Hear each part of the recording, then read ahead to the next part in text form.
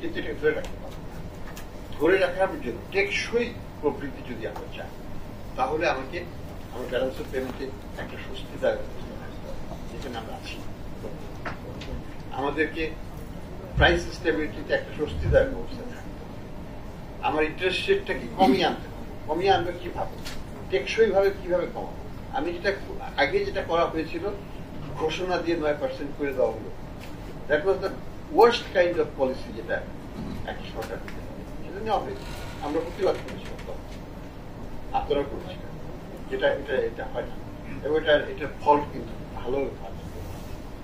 আমরা প্রবৃদ্ধিও পাইনি, আমরা আমাদের ম্যাক্রো স্টেবিলিটি হারিয়েছি, মূল্যস্ফীতি 2 অঙ্কের ঘরে চলে গেছে, সবই আমরা কিন্তু হারিয়েছি।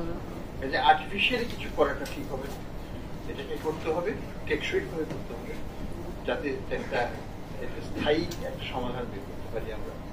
আমরা আশা করি যে মূল্যস্ফীতি কমে আসলে সরকারের এখানে প্রবৃদ্ধি ডিটারমিনেন্টস অনেক করে থাকে।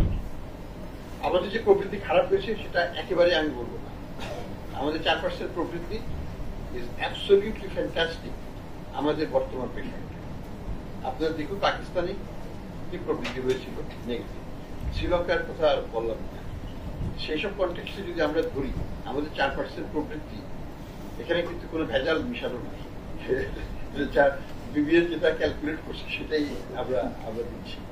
তো এখানে এই প্রবৃদ্ধিটা আমি মনে করি যে খারাপ কিছু নয়, এবং আমরা যেটা আশাবাদ যে আগামী বছরে আমাদের প্রবৃদ্ধি 5.5 থেকে 6 বা তারও বেশি হতে পারে, সেটাই হবে আমাদের আসল অর্জন, এবং তারপরে আরো বাড়ার সম্ভাবনা আছে।